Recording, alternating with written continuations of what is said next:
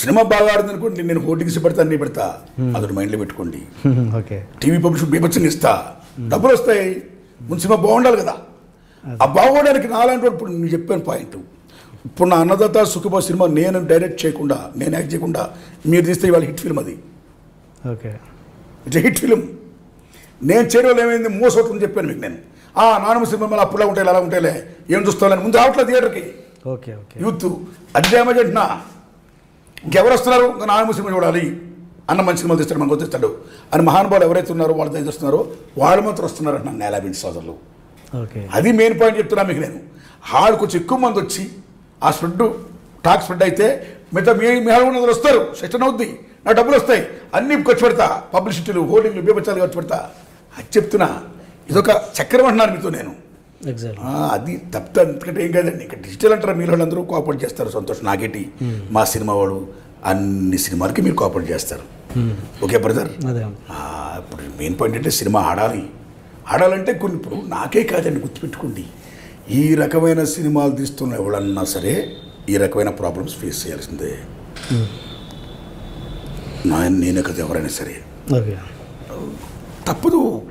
ఈ ఫేస్ చేస్తూ ఈ మోసను మేము పోగొట్టాలంటే మేము బీభత్సంగా ముందే మేము ₹1,00,00,000 బట్టి సినిమా తీస్తూ ₹1,00,00,000 బట్టి పబ్లిష్ చేయగలగాలి.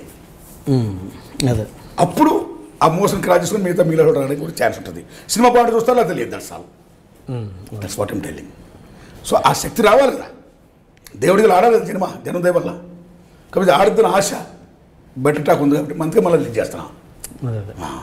ఓకే. చూడని వాళ్ళ కోసం ఈ సినిమాలో ఏముంది అన్నది, ఆ సెంటర్ థీమ్ ఏంటన్నది చెప్పండి ఒకసారి.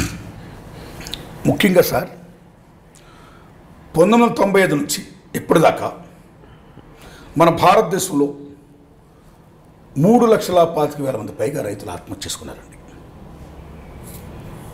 ఓ రకంగా చెప్పాలంటే జాతి సమస్య. అది మామూలు విషయం కాదు. సో ఇలాగా రైతులు ఆత్మహత్య చేసుకుంటూ పోతే ఈ మనుగడికి ఏమవుతుందని చెప్పండి. సో గవర్నమెంట్ డెఫినెట్గా యాక్షన్ తీసుకోవాలి. పార్లమెంట్లోని ఉభయ సభలు అర్జెంటుగా మీట్ అయ్యి రైతుల ఆత్మహత్యను ఎలాగ ఆపాలి అని చర్యలు తీసుకోవాలి. దానికి మెయిన్ రుణమాఫీ చేయడం, దాన్ని మించి డాక్టర్ స్వామినాథన్ కమిటీ సిఫార్సు ఇంప్లిమెంట్ చేయడం, అన్నింటినీ మించి గవర్నమెంట్ కేంద్ర ప్రభుత్వం కానీ రాష్ట్ర ప్రభుత్వం కానీ ఏమన్నా ధరలు నిర్ణయించినప్పుడు ఆ కనీస మద్దతు ధరలు ఏ గ్రేడా బి గ్రేడా స్వయంగా గవర్నమెంటే కొనాలి. ఈ దళారితనం, దోపిడితనం, మార్కెట్ మాఫియా ఉండడం వల్ల రైతుకు రావాల్సింది మొత్తం రాకుండా పోతుందండి. సో ఎన్ని లేనాడు రైతు డెఫినెట్గా చాలా బాగుంటాడు. రైతు పెట్టేవాడే కానీ కొట్టేవాడు కాదు, వాళ్ళు పొట్ట కొట్టేవాడు కాదు రైతు అని చెప్పేదే నా సినిమా సార్. ఇప్పుడు ఉదాహరణకి భారతదేశంలో ఏ ముఖ్యమంత్రి చేపట్టినన్ని మంచి పథకాలు రైతుల గురించి ఇక్కడ మన కేసీఆర్ గారు చేపడుతున్నారండి. Hats up to him sir. Rythu Bandhu పథకం కానీ, రైతు బీమా పథకం కానీ, ఎరువులు రకరకాల మొత్తాన్ని ఫ్రీగా ఇవ్వడం కానీ, సో మనీ, అలాగే mission Kakatiya, mission Bhagiratha, like that రైతులకు సంబంధించిన స్కిల్స్ బ్రహ్మాండం చేస్తున్నారండి. ఈ రకంగా చేయడం వల్ల రైతులకు నిజంగా చాలా ఆనందం. ముందు అప్పులు చేసుకోవాల్సిన పెద్ద పరిస్థితులు ఉండవండి. అయితే ఇలా ఎన్ని కార్యక్రమాలు చేసినా సరే కేంద్ర ప్రభుత్వం కన్నా గిట్టుబాటు ధర ప్రకటించకపోతే, డాక్టర్ స్వామినాథన్ కమిటీ సిఫార్సు ఇంప్లిమెంట్ చేయకపోతే రైతుకి ఏమేమి జరుగుతుందండి? రైతు కష్టపడమే కాదు కదా, రైతు ఇంట్లో పిల్లల్ని చదివించుకోవాలండి, పెళ్ళిళ్ళు చేయాలా, ఎవరికైనా వార్ధక్యంలో అది వస్తే హెల్త్ పాయింట్ ఆఫ్ హాస్పిటల్ తీసుకొని వెళ్ళాలా. మిగతా వాళ్ళ ఇప్పుడు గవర్నమెంట్ ఎంప్లాయీస్ ఉన్నారండి, వాళ్ళు డిఏలు ఉన్నాయి, అవి ఉన్నాయి, ఎలవెన్స్లు ఉన్నాయి, మార్నింగ్ 10 to 5 ఒక టైమింగ్ ఉంది, రిటైర్డ్ అయిపోతే పింఛన్ ఉంది, అంటే ఒక సెక్యూరిటీ ఉంది, ఒక భద్రత ఉంది. సో భారతదేశంలో పౌరుడు ఓటేస్తున్న ఒక ఎంప్లాయీ ఇన్ని అనుభవిస్తున్నప్పుడు 6 కాలం కష్టించి పనిచేశారు రైతు, ఎండనక ఓననక సెడనక టైమింగ్స్ లేక తెల్లారి మన నైట్ వస్తాడండి. నా అంత 6 కాలం కష్టపడి పనిచేస్తున్న రైతుతో పాటు రైతు కుటుంబం, మరి వాళ్ళు కూడా హ్యాపీగా పిల్లలు వెళ్తే హ్యాపీగా ఉండాలి కదా, వాడు హ్యాపీగా ఇల్లు కట్టుకోవాలి కదా. ఆ దశ ఎందుకు రావట్లేదు? గిట్టుబాటు ధర లేకపోవడం వల్ల. సో గిట్టుబాటు ధర కావాలి, అప్పుడే రైతు కుటుంబం ఉంటుంది, రైతు బాగుంటాడు. ఈవేళ భారతదేశంలో వెనుకబడిన సామాజిక వర్గం ఎవరైనా ఉంటే అది రైతు అయిపోయింది. ఈవేళ భారతదేశంలో వెనుకబడి సామాజిక వర్గం ఇవాళ రైతు అలా కాకూడదు. ఇవాళ రైతు ఇంట్లో ఒక పెళ్లి సంబంధాన్ని కుదుర్చుకోవడానికి ఎవరు ముందు రావట్లా. కేవలం భద్రత లేకపోవడం వల్ల, ఒక గ్యారంటీ లేకపోవడం వల్ల, ఒక సెక్యూరిటీ లేకపోవడం వల్ల. అది ఎంత దౌర్భాగ్యం అండి. అన్నం పెట్టే అన్నదాతకి ఓ సెక్యూరిటీ లేకుండా ఎలాగండి? సో అన్నదాతను గౌరవించాలి అంటే డాక్టర్ స్వామినాథన్ కమిటీ సిఫార్సుని ఇంప్లిమెంట్ చేయాలి అని నేను చెప్పాను సినిమాల ద్వారా. మీకు తెలుసా, భారతదేశపు ఆర్థిక సర్వే లెక్కల ప్రకారం ఒక రైతు కుటుంబానికి నెలకెంత తెలుసు ఆదాయం?